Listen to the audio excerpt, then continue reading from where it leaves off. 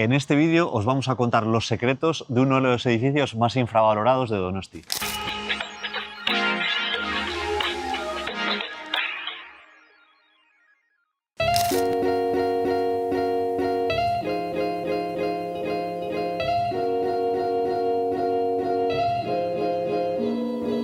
Bueno, pues os había dicho de quedar aquí porque, lo dicho en la introducción, me parece uno de los edificios más infravalorados de la ciudad y solo porque está de espaldas a la catedral, ¿no te parece? Está un poco escondido, aunque realmente ahora por la Plaza del Buen Pastor se pasea mucho porque ya ha cambiado el suelo, que antiguamente era de piedras y ahora ya es un suelo fantástico para pasear por aquí. Pues este edificio realmente merece la pena visitarlo. Merece la pena visitarlo por su diseño. Es un diseño que se planteó para cerrar la Plaza del Buen Pastor, tanto este edificio como el de al lado, que actualmente es Koldo Mitxelena. Son el cierre trasero, el cierre sur de la Plaza del Buen Pastor. Y como se ve ahí, es anterior al María Cristina, Victoria Eugenia y demás. Sí.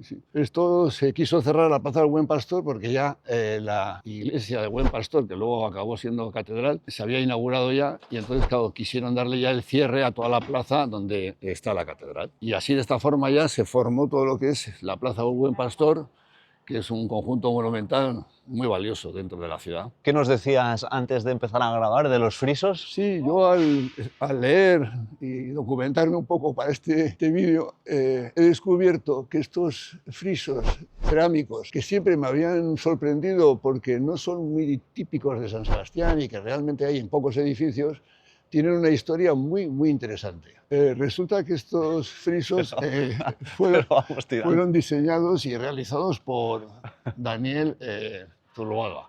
Daniel Zuloaga es de la famosa familia Zuloaga de Eibar, aunque Daniel Zuloaga nació en Madrid porque su padre era armero de la Casa Real. El padre de Daniel Zuloaga les inculcó a sus hijos el arte y les enfocó a todo el tema del arte de la cerámica, porque en aquella época estaba muy de moda. Y estudiaron en Sèvres los tres hermanos Zuloaga. Y bueno, a la vuelta, Daniel Zuloaga se encontró con un montón de pedidos y de encargos y se hizo cargo del taller de cerámica. Estaba en la Moncloa, en la zona de la Moncloa de Madrid. Hicieron muchísima obra. Daniel Zuloaga tiene obra en Madrid, cantidad, en edificios privados, públicos. Realmente es un artista cotizado. ¿Ya has dicho qué parentesco tenía con Ignacio Zuloaga?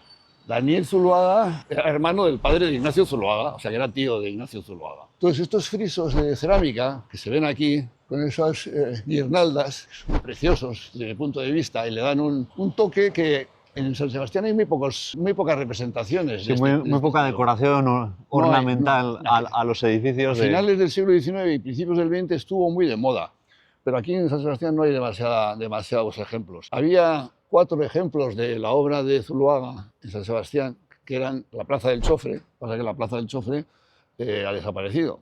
Tenía en la cubierta de las bóvedas, tenía elementos cerámicos de Zuloaga. Luego también hizo una importante obra en el Hotel du Palais, que el Hotel du Palais es un hotel que estaba en la avenida esquina con la calle Fuenterrabía. Eso no sabía, me parece súper interesante. Yo lo he descubierto ahora y realmente era el mejor hotel que había en San Sebastián en aquella época. El edificio que actualmente está ocupado por Zara Home, Massimo Dutti, Stradivarius, eso, anteriormente a ser un edificio residencial y de oficinas como lo es ahora, era el Hotel du Palais, anterior al María Cristina, anterior al Londres también, porque en Londres ya en aquella época yo creo que ya existía. Lo que pasa es que el Londres fue evolucionando, ¿no?, de un hotel más pequeño ya al hotel que es ahora, ¿no? Pero en María Cristina no existía, se inauguró. Ese hotel tenía que ser un absoluto espectáculo. Es donde se alojaban porque el edificio ese, celebridades que venían a visitar. Yo creo que es de los mejores edificios de Donosti, ¿no? Pero el Hotel du Palais no era como es ahora el edificio, sino que el Hotel du Palais ya existía y tenía pues un edificio más antiguo, no es el edificio actual. Pero el edificio actual está diseñado por Cortázar, ¿no? Sí. ¿Y el Hotel du Palais era de Cortázar? No, era anterior.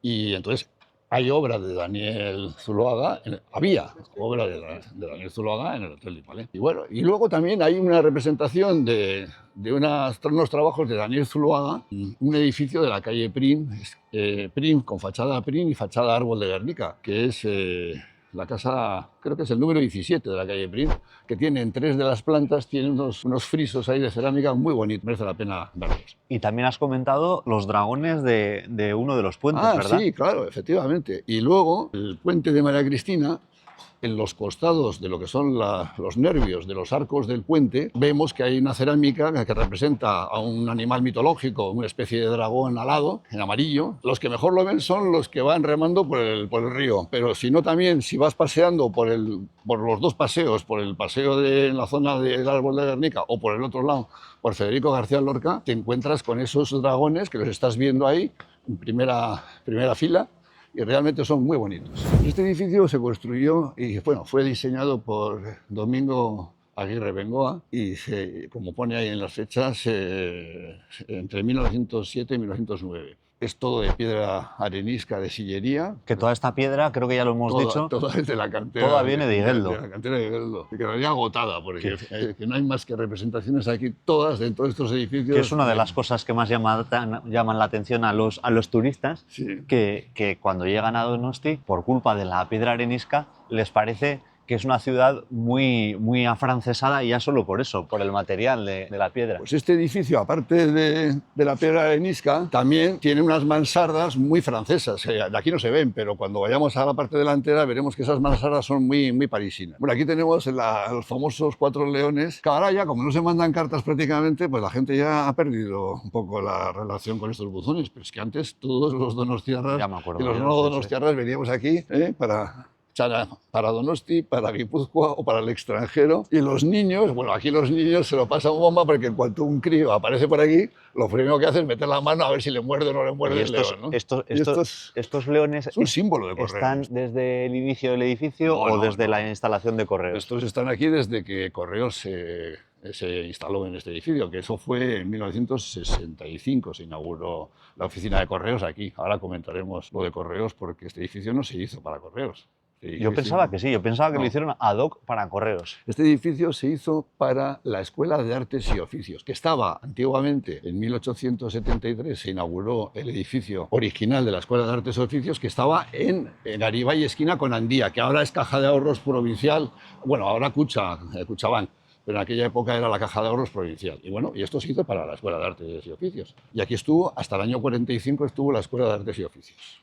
O sea que este edificio, su origen inicial, que me parece una maravilla que para una escuela de artes y oficios se hiciera este edificio, pero realmente es una joya. Su diseño es ecléctico, pero vamos, es un diseño muy, muy interesante y que encaja perfectamente en todo lo que es el conglomerado de edificios de la Plaza del Buen Pastor. Como hemos comentado, este edificio se hizo para la Escuela de Artes y Oficios, que estuvo aquí desde 1909 hasta 1945. Luego ya en 1945 ya las cosas cambiaron y ya se planteó que fuera la Escuela de Comercio. Y aquí muchísimos donostiarras han sacado su título de perito mercantil. Claro, perito mercantil era un título que se sacaba mucho en aquella época, en los años 40, 50. Perito mercantil, luego un título superior era profesor mercantil y luego intendente mercantil. Entonces, todos esos títulos y esa escuela de comercio estuvo aquí. Y te voy a contar una anécdota. Tus abuelos maternos, cuando vinieron de Galicia, donde empezaron a dar clase fue en este edificio. ¿Ah, sí? Sí.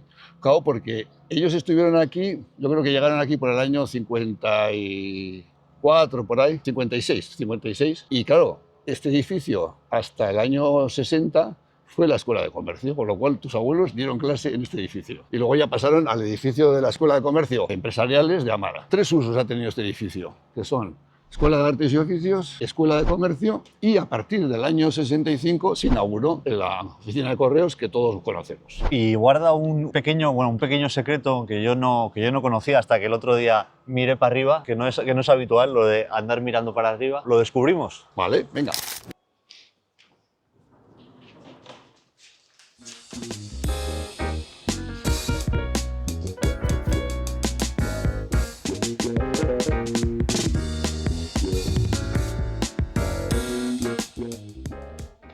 Qué súper bonito. ¿Te habías fijado en la vidriera? Bueno, es una chulada, ¿eh? Anchón, ahora que ya hemos enseñado y hemos descubierto dónde estaba escondida esa vidriera, podemos hablar de dónde viene esa frase que contiene el escudo de Donosti. ¿De dónde viene? Yo creo que mucha gente no lo sabrá. A mí me ha costado descubrirlo, porque realmente no... Viene de muy antiguo, viene de 1521. Estábamos hablando un inciso de el por nobleza, fidelidad y lealtad ganadas. Sí, fue Carlos I, Carlos V, el que concedió ese título de nobleza, fidelidad y lealtad. Espera, eso no es así, eso no viene de la guerra carlista. No, ¿qué va? No. Fue en 1500, creo que recordar, 21, que Carlos I... Estoy casi seguro que el por nobleza, fidelidad y lealtad ganadas viene de que fue Donosti se declaró isabelina rápidamente. Eso también es cierto, pero no es por eso. O sea, ya en 1512, cuando hubo la guerra entre Castilla y Navarra, en la que se produjo la incorporación de Navarra a Castilla, hubo una refriega importantísima entre Guipúzcoa y Navarra, porque hay que recordar que una tercera parte de todos los infantes y soldados que iban con Castilla eran guipuzcoanos, que eso a los navarros todavía me lo recuerdan, cada vez que voy a Pamplona me lo recuerdan los navarros. Bueno, el caso es que, ¿qué ocurrió? Que Francia, que apoyaba lógicamente a Navarra por las relaciones de familia que tenían con los reyes de Navarra, pues lo que ocurrió es que no se les ocurrió otra cosa que atacar San Sebastián y asediaron San Sebastián en 1512. En 1512, cuando se iniciaron las hostilidades, los franceses contraatacaron y para conseguir que el ejército castellano no entrara en Navarra, no se les ocurrió mejor idea que pasar al ataque y llegaron a San Sebastián y asediaron San Sebastián. Hubo 8 intentos de asalto y pues, el castillo de la Mota y todos los donostiarras se portaron como verdaderos leones y lo que hicieron es defenderse y no consiguieron. El duque de Angulema, que era el que llevaba y dirigía las tropas francesas, se tuvo que dar la vuelta y volverse para Francia. Y gracias a esa situación y a esa defensa de la ciudad, pues Carlos I le concedió el título de nobleza y fidelidad. Y luego lealtad vino un poquito más tarde, cuando en 1520-21, con la guerra de los comuneros, la mitad de Castilla se partió y se puso en el bando comunero, y la otra mitad pues con el bando real. Y San Sebastián se quedó en el bando fiel y leal al rey. Estaba convencidísimo o sea que de esos que 3 títulos de nobleza, fidelidad y lealtad fueron concedidos por Carlos I. Pero estaba convencidísimo de que venía de la guerra carlista y que Donosti se declaró isabelina desde el minuto 1. Pero es que es que no hay más que mirar. O sea, el escudo de Donosti... Pero sí es muy fácil, hay que mirar cualquier escudo de Donosti de 1600, que ya tiene la divisa de... Es más, y luego el Ayuntamiento de San Sebastián pidió que le dieran el título de muy, porque primero era por nobleza, fidelidad y lealtad, pero no ponía... Y luego dijeron que era muy noble, muy leal y muy fiel. O sea, le dieron el título ya superior de muy. Pero todo eso ya en los escudos de 1600 y eso aparece la divisa, con lo cual es anterior a las guerras carlistas. Pero Carlos I no era monarca en 1512 aún, ¿no? Sí, bueno, Carlos I... ahí todavía era Juana la Loca, era la reina. Murió Isabel de Castilla y entonces, claro, tenía una hija que era Juana la Loca. Pasa que Juana la Loca estaba en Tordesillas y entonces el que reinaba de facto era su hijo, que era Carlos. Pero Isabel de Castilla no reinaba todavía en 1510, 1512. Mira, vamos a hacer fact check. Vamos a mirar cuándo murió Isabel I de Castilla. Reinado. Yo creo que murió por ahí. Isabel I de Castilla. Como siempre, Anchón tiene razón. ¿Cuándo Fallecimiento 1504 en Medina del Campo. Desde 1504 la reina de Castilla era Juana, pero era la pobre Juana la Loca que estaba metida en un convento en Tordesillas, que le metió su padre, que era Fernando el Católico, que era un pájaro de mucho cuidado. Ya sabéis que Maquiavelo lo escribieron pensando en Fernando Católico porque... Lo cogió como referencia. Bueno, total, porque es que Fernando Católico era... El príncipe de Maquiavelo, de ahí viene todo el nombre de maquiavélico. El príncipe, el libro escrito por Maquiavelo... Una referencia total de Fernando Católico. Fue un diagnóstico de Fernando el Católico como monarca con muy buenas dotes políticas. Otra cosa es que sean éticas, pero con muy buenas dotes políticas. Y el tiparraco decía una cosa antes de terminar una guerra y luego no la cumplía en absoluto, por ejemplo con la rebelión de las Alpujarras, etcétera, etcétera. Un pajarraco absoluto, sí. Entonces, ¿qué ocurría? Fernando el Católico quiso entrar en Navarra pues, para defender sus derechos dinásticos, porque Fernando el Católico era aragonés, pero era también descendiente de la familia Navarra, ¿no? De reinante. Y entonces, claro, por eso quiso defender sus derechos dinásticos en Navarra y además la tremenda influencia que tenía Francia sobre Navarra. Y lo que hizo es entrar en Navarra, acompañada de muchos infantes guipuzcoanos en el ejército de Castilla. Y entonces, claro, los franceses atacaron y sitiaron San Sebastián. Y fue a raíz de ese asedio de 1512 cuando desde ese momento tenemos esos títulos de noble y fiel, y fidelidad. Y luego lealtad fue por el tema de los comuneros, que San Sebastián se quedó en el bando real, no en el bando de los comuneros. Oye, y ya la última curiosidad, que yo tampoco tenía ni idea, o sea, que me has descubierto el origen de la frase y también el origen de la orientación del barquito del escudo de Donosti. Bueno, no siempre iba orientado hacia el oeste, ¿no? No, en los primeros escudos, que los dos primeros están en archivos en Pamplona, que son el Archivo Municipal de Pamplona y el Archivo Diocesano de Pamplona, ahí están las dos primeras representaciones del escudo de San Sebastián. Y en aquella época era un barquito sin más, un bergantín, probablemente, de un palo solo, con las velas plegadas y con marineros en las bordas del barco. O sea, se veían unos marineros porque las velas estaban plegadas y solamente tenía un palo o dos como mucho. Ese fue el primer escudo. Pero ahora, en cambio, va mirando para el oeste, ¿verdad? Mira hacia el oeste a partir de 1905, porque fue una decisión, fíjate cómo son las cosas, fue una decisión del Ayuntamiento de Donosti, que en 1905 se reunieron y decidieron que por qué tenía que mirar el barco, la proa del barco y navegar ¿pero con alguna razón? ¿O porque el oeste es más sexy porque es la puesta del sol? No, yo llego a la conclusión de que Donosti ha tenido mucha relación de toda la vida con América. Ya. Entonces, de hecho, si tenemos un barco como eje principal del escudo, es por eso, porque la relación y todos los servicios que ha prestado San Sebastián ha sido... Y todos los almirantes y capitanes. Sido, o bien por temas militares o bien por temas mercantiles, y siempre hacia el oeste, porque normalmente, pues no sé, Oquendo y toda esta gente, pues al final... Y bueno, y luego la compañía de Caracas y todo esto, todo ha sido siempre mirando hacia el oeste, mirando hacia América. Bueno, el caso es que en 1905 fue una decisión del ayuntamiento que le cambiaron la proa y le pasaron del este al oeste, porque hasta entonces los barcos que estaban representados en el escudo estaban siempre con la proa al este. Hay un tema muy curioso, que es que al principio, claro, en los primeros escudos de 1300, 1500, lo que había era un bergantín, porque claro, en aquella época no había ni fragatas ni naos importantes. Pero claro, los escudos van evolucionando.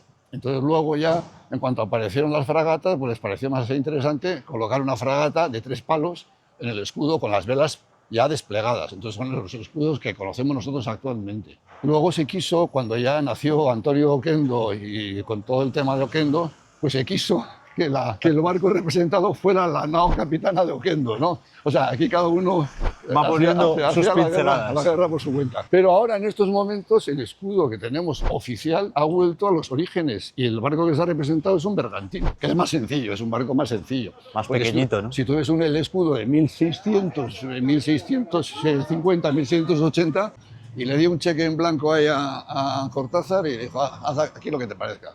Porque claro, yo creo que esto es... un promotor normal es imposible que haga eso.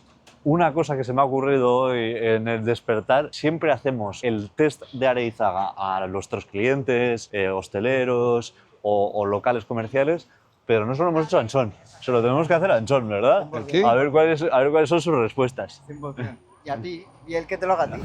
O sea que estamos justamente enfrente de la parcela donde estaba el Hotel du Palais, ¿no? Que nos has comentado antes. Sí, el Hotel du Palais. Yo pensaba al principio cuando leía pues, estas referencias que me estaba equivocando y que estaban hablando del Hotel du Palais de Biarritz. Se llama Hotel du Palais porque lo llevaba la misma empresa que el Hotel du Palais de Biarritz. Y el caso es que aquí hubo un hotel maravilloso en el que vinieron todo tipo de personalidades, artistas, en fin, gente de toda Europa, de todo el mundo, y este era el hotel de referencia antes de que se construyera el Hotel María Cristina. Con el Hotel María Cristina ya este hotel dejó de tener sentido y entonces ya desapareció. Pero no tenía la estructura ni la arquitectura que tiene ahora. Esto es un edificio posterior de Cortázar, ¿no? Sí, y claro, es que el Hotel du Palais sería, no sé en qué año se construyó, pero sería en 1870, por ahí. Porque claro, todo este ensanche se hizo en 1870, 1880. Y claro, el hotel ya cerró y lo que ocurrió entonces es que lo compró el Banco Guipuzcoano toda la parcela y el Banco Guipuzcoano... Toda la manzana. Incluido los edificios residenciales el Hotel Banco Guipuzcoano se hizo su propia sede, que es esta, que ahora es el Banco Sabadell, pero bueno, ya se ve que pone Banco Guipuzcoano ahí arriba. Y este terreno de al lado se lo vendió a la Caja de Ahorros Provincial, que hizo un edificio maravilloso. Un edificio que es de los mejores edificios de calidad arquitectónica que tiene Donosti. Diseñado por Cortázar, que el mismo arquitecto de todo el ensanche, de los bajos de la Concha, etc. Es una referencia en la ciudad. Yendo para Urgul, hemos visto este escudo de Donosti y hemos confirmado que este es reciente, porque este está mirando al oeste. Reciente. A partir de 1905. En el edificio de Correos que acabamos de estar, hay uno en el que aparece el escudo que está mirando al oeste, pero arriba del todo está mirando al este uno solo, un barquito solo. Es curioso porque en ese edificio, en el de Correos, arriba del todo, hay una cerámica que está, como dice Marcos, está navegando hacia el este, y en cambio en el escudo que está a la derecha, en la fachada, sí está ya hecho de acuerdo con las directrices del acuerdo del Ayuntamiento de 1905, que es con la proa mirando hacia el oeste.